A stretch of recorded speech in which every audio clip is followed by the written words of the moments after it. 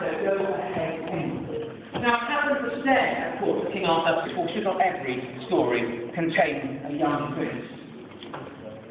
And this young prince had come over, the son of Latin. He'd come over and he decided to go out with women. He would ride out with her. Right.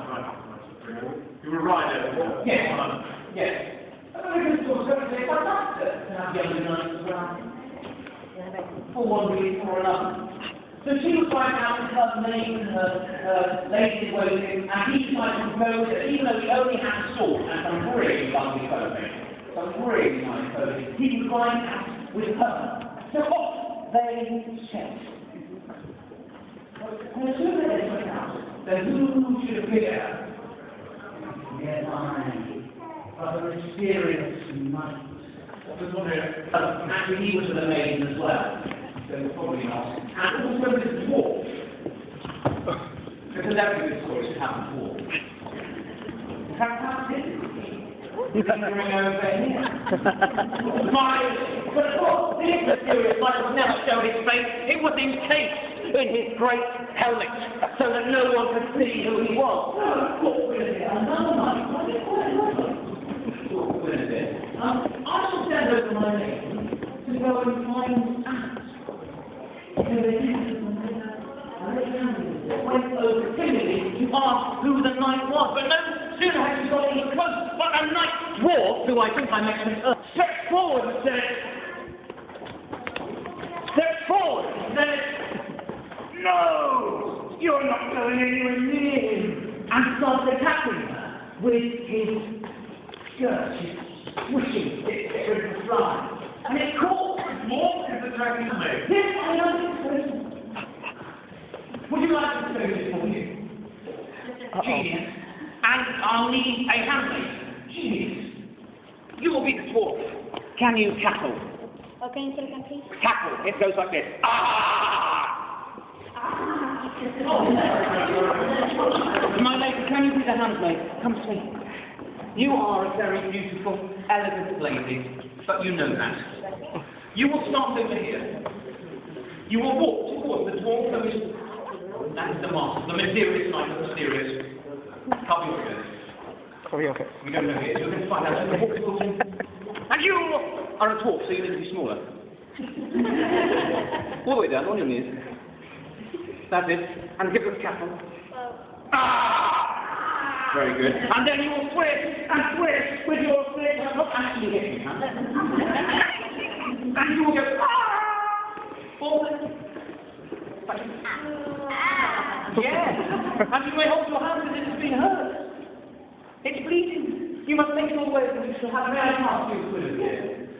So you'll rush over. Oh no, my hand is bleeding, my hand is bleeding. Now I have to say, quite often in my experience, what would happen if you went back to your mistress and said, "Oh, my hand is bleeding," and you were a servant? She would say, "What are you doing? Get back and do whatever I want you to do." What is it? That's not. I say, very position. No. You must say, "I couldn't find out what I was like." I think you were saying, I will say none other than Eric. Good idea. May I bear? Yes, you may. You do better. So Eric said, "That's fine. I'll go with the handmaid. And together we will bypass this wall, capital wall. We will go past. Stand behind me, for I will get you. I am Eric. I'm armed only with a sword and beautiful clothing, but don't worry." And he advances on the dwarf. What does the dwarf do?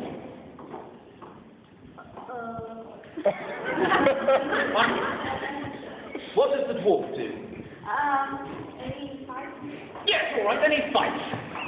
He smacks him, Eric, around the face, with the skirt and around the neck.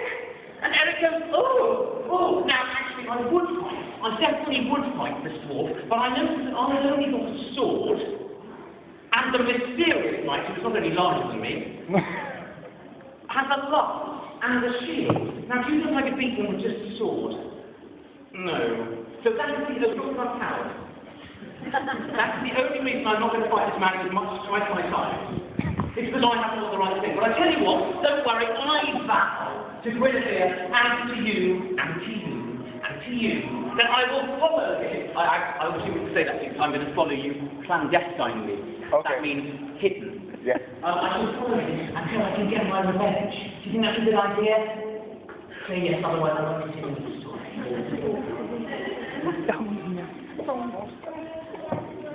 Yes, your part of the story is finished. Go you back and I give them a round of applause.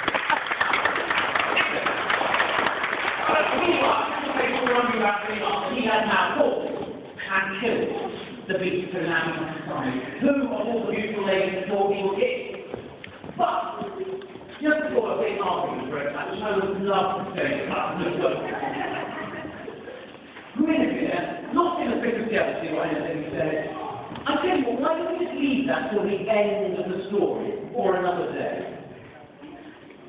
So let's get back to Eric, who has been secretly following the mysterious knight, and his dwarf, and his handmaid, who is not he. And he follows them all the way to a fortress, to another castle. And in goes the mysterious knight, don't go in. No. And he thinks, what's happening? Look, he's surrounded by beautiful ladies, good, handsome knights. Who've just arrived. I wonder what they're doing. And he sees the mysterious knight go into his lodgings. Don't go in, because that's a garderobe, and I don't want you to get any ideas. in there. He goes in, and he thinks, and he comes out, runs out of the house, he finds a man who looks like he's fallen on hard times. Yes, your house is not windproof as once it was, and not as much of a roof as once it was. Have you worked so hard you've lost all your money? No, said the man. I have been at war so long I have lost all my money. Oh, but you seem an excellent chap. I wonder if, in the way of a night, I can ask for lodging. Because if I do that, and you are a good man, you'll say yes. Good man. I can tell that you have a lovely wife and a daughter who can now call for. Daughter!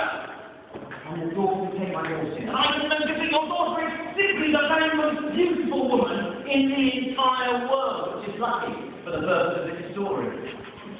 And she will take my daughter and rub him down and look after him, because she's very kind.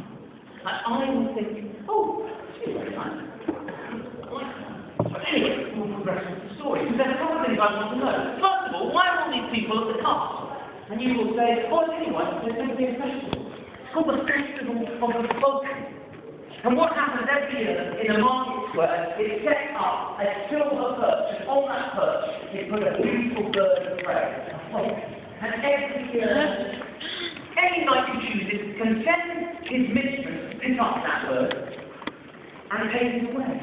Because she will be accounted the most beautiful in the whole of the fortress.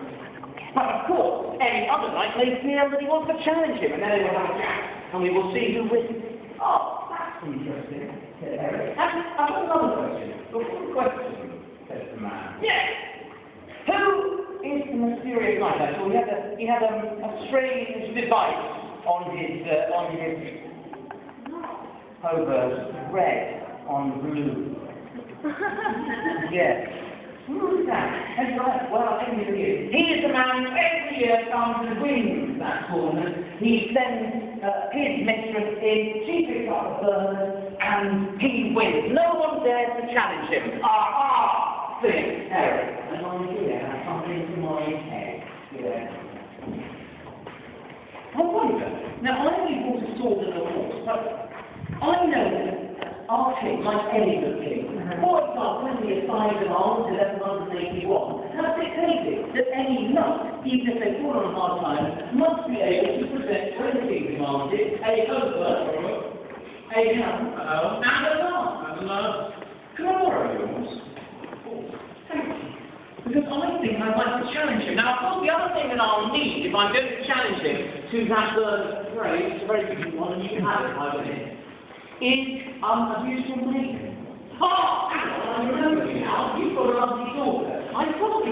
Why haven't you married her off? Because you can marry her, then you get off tonight. Said the man, because she is so wonderful, I will not marry her off to anyone, because anyone and everyone wants to marry her. I am waiting for a cat or a prince. Says Eric. That's interesting. But I didn't mention I'm a prince. My father is King Black. What do you mean? So, may I borrow your horse? Ah, you like him, I will worry around you say no. But then, of course, every young student thinks that. So he takes off the football course there where people they have maths, and then they ride off in town, and everyone says, oh, what a lovely couple they are. And they ride off, and they wait. And there in the square is a silver perch with the bird, and in comes the infamous, mysterious knight, beating his way through with his horse whip, and everyone dislikes him. And he says, maiden to his maiden, go in and get the bird. Stop! Says, you must not go to get that. I'll tell you why. Because your lady will have to go and get another bird, because there's someone here, my lady, who is far more beautiful and far more refined than yours. Really? Said the mysterious knight in a tall, dark, mysterious sort of a way. Who are you who said this? I'm not going to tell you. You won't tell anyone who you are. I'm not going to tell you. But I will fight you. Aha, they said, step out of the door. It's all right, we'll fight to the death. So this is like an they decided they will fight. So first of all, they massed up on their horses, and they put out their lances. And they charged at each other. And oh, it's terrible. They both ripped through, yes, we both hit, and we're knocked from our horses. We're on the ground, the lances have shattered, but we don't care, we're strong now. That's all right, we made it be a little dizzy. Take out your sword, sir, you're on the ground, it's time now, for tourney, for fight. In fact, we are so man here. Swords. Yeah. And we will start. Charge! Charge! Charge! And you, sir, will pass the blow, and I'm going to shatter my helmet. Okay, that's it. Ah, yeah! And you think I can stop? No. No! Of course I don't. I'm the hero of the story. You're not only the hero, but now you can be your face better as well. Oh, that's good. But not a mysterious knight. I hear a sound of clapping blows. The great blows through, past your sword, through your mail of the bird, back into the text, through into the shoulder, to the very bone. That's got a you can never notice. You never really notice in a battle what sounds you'll make. Of impact. And some people do, it must be said, emulate the wolf and howl, and others emulate the duck. But is that enough? They carry on. Another blow struck down the mysterious. Much more manly. Ladies and gentlemen, that's much more manly. But I like it. And so I put no! My leg now, I can get straight to my land freehold. What? No! It sounds tonight. No!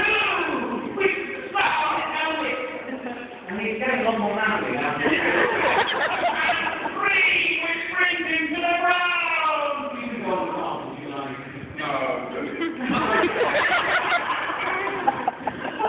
Always they will milk any sort of thing. So the ladies around weeping.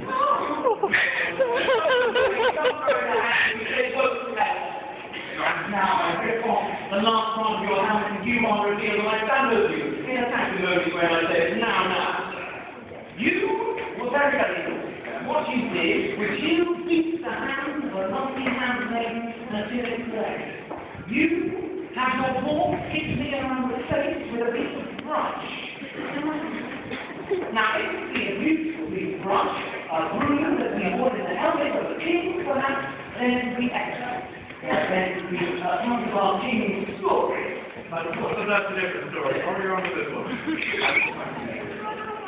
You were somebody said you are very naughty. I'm going to send you with it, and you're going to watch it. Do you think you can do it? Yes! Somebody said yes, and he said, I tell you what, you have bested me. I realise now that all I was, the scales have fallen from my eyes. I'll even tell you who I am. And I said, I'm glad. Because I at the moment have no idea who you are. You know, I have no idea. That's my name. Is what I do. He rises up, he goes to the court and he says, I'm very sorry for all that I did. You first, sir. I'm very sorry for all that I did. But can I just tell you? I'm very sorry. I'm very, very sorry. He's very sorry. He won't do it again. Very satisfactory. He also was pretty fabulous from Scotland. What we started was because I thought it was brilliant news. You know how in the beginning of the story, that white heart was going to be killed, and then there was all that worry about who was going to be hit. Alright. But it was actually, I really remember Eric. He was very glamorous sort of hero. Yeah. And he's coming back and he's bringing a very beautiful woman evening. And I just think they are amazing. And you should welcome them back. Now, unfortunately, Edith and her family have fallen on slightly hard times, so they're a little underdressed. I see. So could they come to court? How beautiful is this evening? Beautiful. Beautiful little landline and non-threatening took away. Oh, that's right. And now we sit there at the court, you'll find that you have an enormously long walk back that end of the court, in which you may not turn it back on the tip. However, he may receive amazing applause for his exercising wisdom.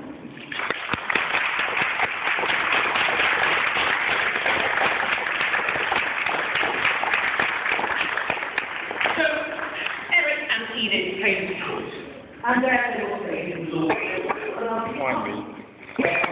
There was some jealousy among the ladies. But it was agreed that King Arthur would be allowed to kiss this lady. And then Wilson gave this beautiful lady new clothes that she was dressed as fine as you are, my lady Alice. Really, yes. And then we got very much. And I wonder how much linger on it, just for an hour or two. And it was at that point that Eric and Enid were married, and we moved to the best part of the consummation. So, for the next hour, I will give you all what? It occurs to me that there are some very young and tender members of this audience. Yes, very good. And I also have to say, by the time I finish, there may be more young and tender on the way. Very well, carry on. I will not, for I think it will take too long, and I worry that such a stimulation, now that we are approaching the hour 4 when we will have our repast, I feel that people may be too stimulated to eat. Very well. And all of your food will go to waste. Is there any more to your story, Master Rowan? Some morals that we might learn from it?